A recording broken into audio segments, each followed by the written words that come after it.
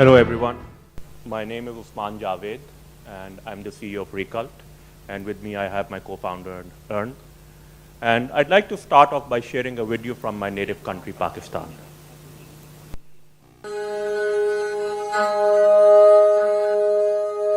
ना साढ़े को रुपये हों तो आप सब कुछ लीजिए ना उधार सब दिंदा कोई नहीं ਅਸੀਂ ਫਸਲ ਖਰਾਬ ਹੋ ਜਾਂਦੀ ਤੇ ਫਿਰ ਸਾਨੂੰ ਮੱਲ ਲੱਭਦੀ ਅਸੀਂ ਆੜਤੀ ਜੋ ਲੈਣਾ ਸਾਨੂੰ ਉਹ ਬੜਾ ਹੀ ਪਰੇਸ਼ਾਨ ਕਰਦਾ ਸੀ ਕਿ ਸਾਡੇ ਤੋਂ ਰੇਟ ਜਿਹੜਾ ਮਾਰਕੀਟ ਦੇ ਲਿਹਾਜ਼ ਨਾਲ ਕੋਈ ਸਸਤਾ ਲੈਂਦਾ ਸੀ ਔਰ ਵਿੱਚੋਂ ਚੀਟਿੰਗ ਵੀ ਕਰਦੇ ਸਨ। ਇਸ ਵਾਸਤੇ ਅਸੀਂ ਉਹਨਾਂ ਕੋਲ ਉਧਾਰ ਲਿਆਂਦਾ ਅਸੀਂ ਮਜਬੂਰ ਸਾਂ।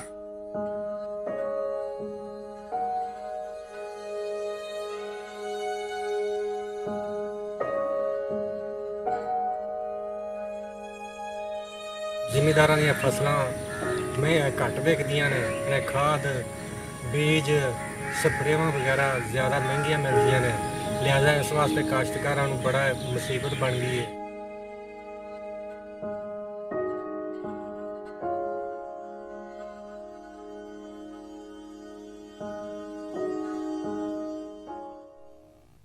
So there's no surprise that 60% of Pakistan's total farmer population, which is around 20 million farmers, live in extreme poverty and earn less than $2 a day.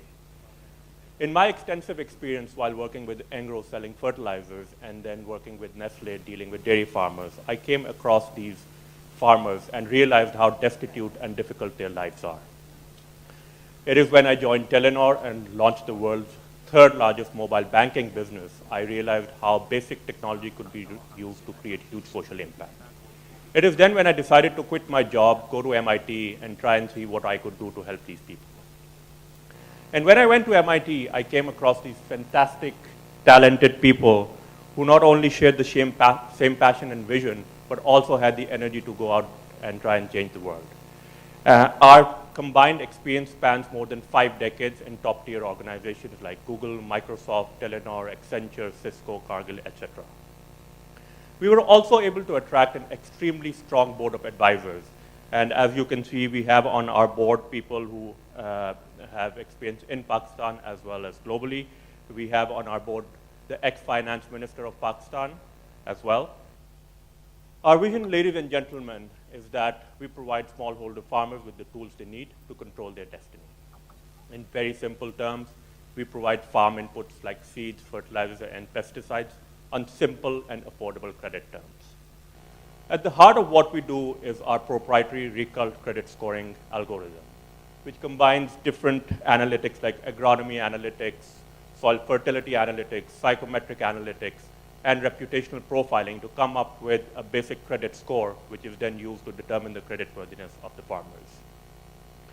Our machine learning credit scoring algorithm actually works on 2 different dimensions, the farmer's ability to repay the loan and the farmer's willingness to repay the loan. And as you can see here, we're trying to target people in the top right quadrant of the chart. Our dashboard, which integrates different data sources like weather patterns and satellite imagery, is actually used to determine the revenue potential and the crop yield of the farm, and is also used to determine the ability of the farmer to repay the loan.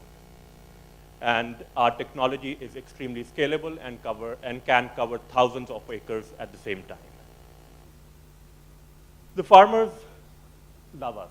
Farmers love us because we provide farm inputs at a 30% discount compared to the market rate. They love us because our terms are synchronized with the crop cycle, and they love us because our markup rates are at least 3 times lower than what they're used to paying the loan sharks and the middlemen. In terms of our competitive landscape, we feel that we are way superior in terms of scalability as well as the convenience that we provide to the farmers. We've been able to come up with a very strong ecosystem of partners, and these partners provide us with the credit that we need to lend out to the farmers. They provide us with the farm inputs like the seeds, fertilizers, and pesticides that we get at a discount. They provide us with insurance, as well as provide us with weather data and satellite imagery. Where are we today? We have been able to extend farm inputs worth $100,000 to 170 farmers in Pakistan And you'd be happy to know that 100% of these farmers who have completed their crop cycle have actually returned the money. Our beachhead market is Pakistan, where there's a $4.6 billion credit gap. And if you go to the global scale, there's a $400 billion gap in agricultural credit demand and supply. Our business model hinges on two main drivers. The markup that we charge the farmers, as well as the commission that we earn while selling the farm inputs. And our main cost drivers are the cost of funds, the technology development, and the cost of customer acquisition. Our go-to-market strategy is extremely vernacular and driven by communities, and we believe that there has to be a lot more personal engagement and on-ground focus, and that is why we focus on three main things: field agents, working with influential farmers, and doing a lot of farmer events. And as you can see here, we're on the ground meeting farmers, doing a little bit of collateral to create brand awareness, and doing lots of farmer events. Our 5-year financial projections aim to getting us a profit of $3.6 million in the 5th year, and we will break even in the 3rd year of our operation. So our theory of change is that if smallholders, farmers have access to cheaper, easier, and timely credit, good agronomy service, and market, then they can work their way out of poverty. So we are proud to report that based on our pilot with 170 farmers in Pakistan, we were able to increase their income by over 30%, from $2 per day to over $2.6 per day. This increase in income is driven by 30% increase in yield from better agronomy service, 30% reduction in input costs from direct sourcing from our farm input partners, and 20% reduction in fertilizer and pesticide usage from our soil analytics. So, and we track all these impacts by two ways. First, we send our field agents to go on the field and do a before and after survey with the farmers. And we have developed our own automated data collection platform to track our impact. We have identified two main risks that may affect our business. The first risk is credit default risk. So we are mitigating this through keep innovating our credit scoring algorithm, linking the farmers directly with the end buyer so that the end buyer can pay through us first before sending the leftover money to the farmers. And we are hiring a microfinance expert to be our consultant. The second risk involves crop risk, where there may be a crop failure due to pests and weather attacks, and there may be a crop price fluctuation. So we are mitigating risk through partnering with a crop insurance company, and we are introducing a crop portfolio diversification to our farmers. So just to recap, we are addressing a huge unmet market need. We have the team and the credentials to actually address this need, and we have a working model which we've tested out over the last 1 year and which actually works. My grandfather once told me that you might need a doctor, a lawyer, or a policeman maybe once in a year, but you'll need a farmer 3 times a day. Ladies and gentlemen, the people who feed us need us. Thank you very much.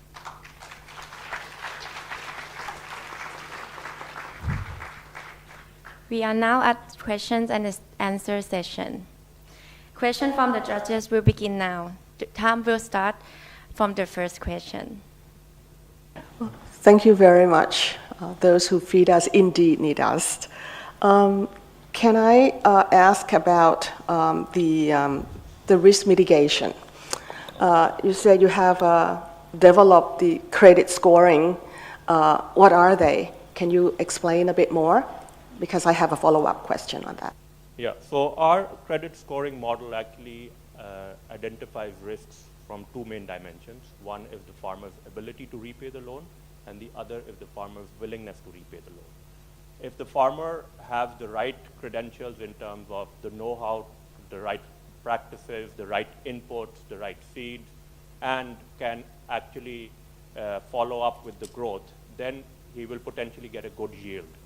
So if he has that, and he is also an honest person, then the two combined together make a good credit-worthy farmer that we work with. So my next question is, not all farmers have the resources, not the ability that you mentioned, but For example, the quality of the soil, the availability of water, which is necessity to do the farming. Now, these two are very important. In Thailand, we have similar projects where we start off with seed banks, and the government went in to do the water for them, and then you can start the cycle. So I was wondering whether the credit scoring starts off with the readiness of their, the land that they have. Yeah, so the area that we're operating in, which has around 45,000 farmers, the water quality is excellent. It's the most fertile part of Pakistan and the whole of South Asia. So water is not an issue. But our technology can also actually, the satellite imagery that we're getting can also be used to determine the quality of the water. And we have worked with some farmers as a starting point to determine, first help them understand the quality of the water, and then embark on the program. How is the implementation of your technology affecting the middlemen? I noticed that, and are they posing a problem, and how are you mitigating it? That's a great question. Since we're too small right now for them to notice, we really haven't come on their radar. But one of the avenues that we are looking at is how do we enable these middlemen? Rather than trying to eliminate them, maybe we could get them on our side, give them the tools, and then they could become the enforcers and go out in the market. Have you thought about how would you do that? Do you have some? Yeah, we've done a couple of focus groups with these middlemen. There have been some people who have shown interest, and definitely that's something that we're exploring. Okay, we heard a lot about your technology, the company's side technology. How does a farmer actually interact with your service?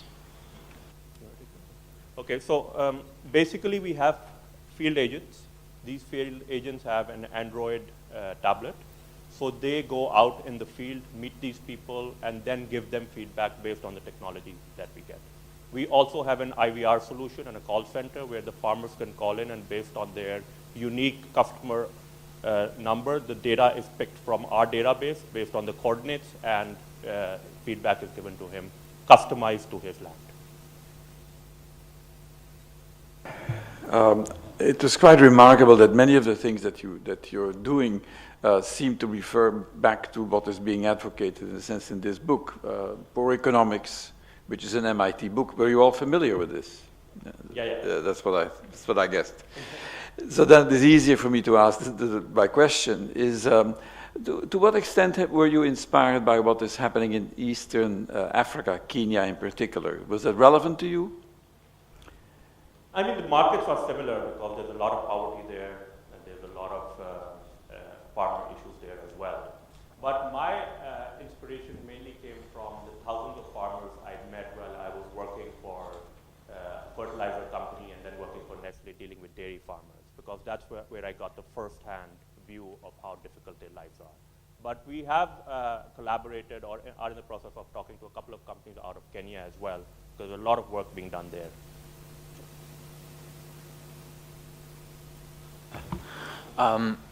Sorry. You say that in your pilot so far you've helped raise incomes from $2 a day to $2.60 per day.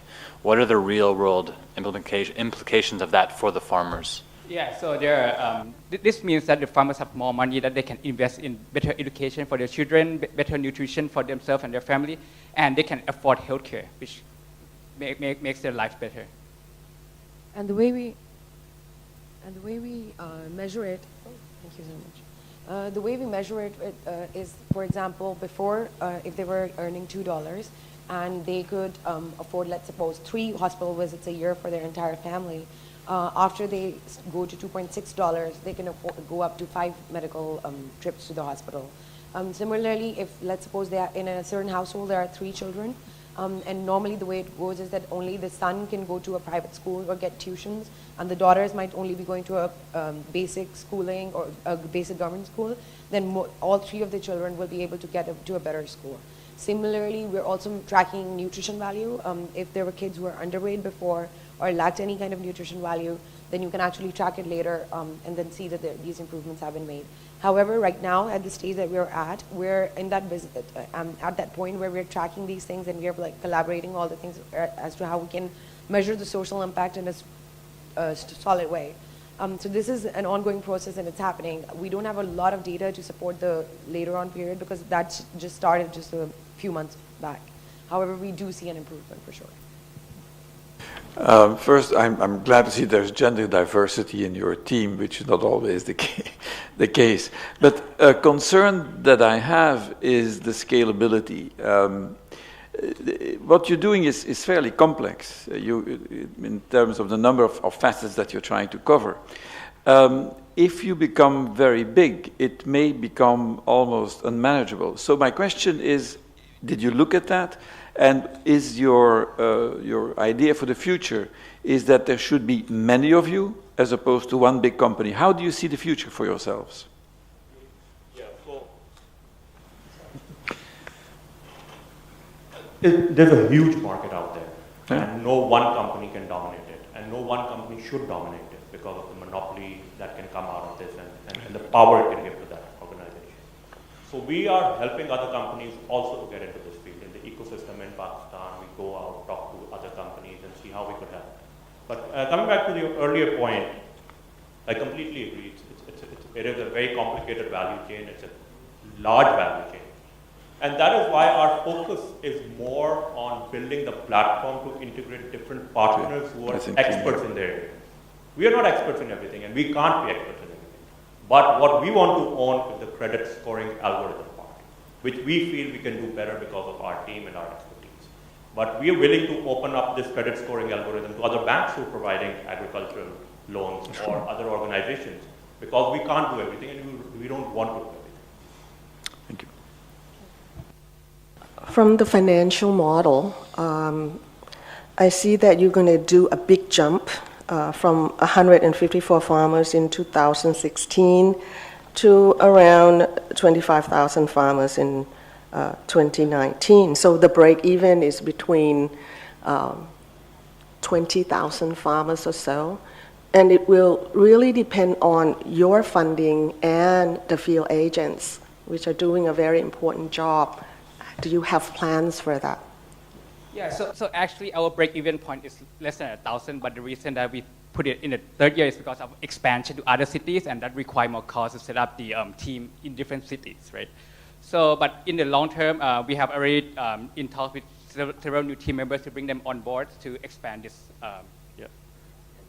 Just to add to that, also like Yusman earlier on mentioned that we're working with different partners. So we already have partners that have a national distribution network already set up.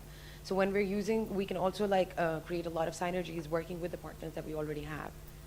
On the selling side, but on the production side, that I'm having a question on your field agents, on your.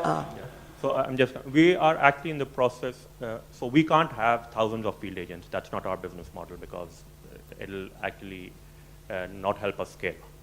So we are already in talks with the government of Pakistan to enable their agricultural field agents and integrate them into our system. And we've made a lot of good headway. We're very close to actually signing an agreement with them, where not only are they going to give us access to their field agents, but they're also willing to route some of the loans that they're giving out to the farmers through us. Thank you. Thank you, all judges, and thank you, team.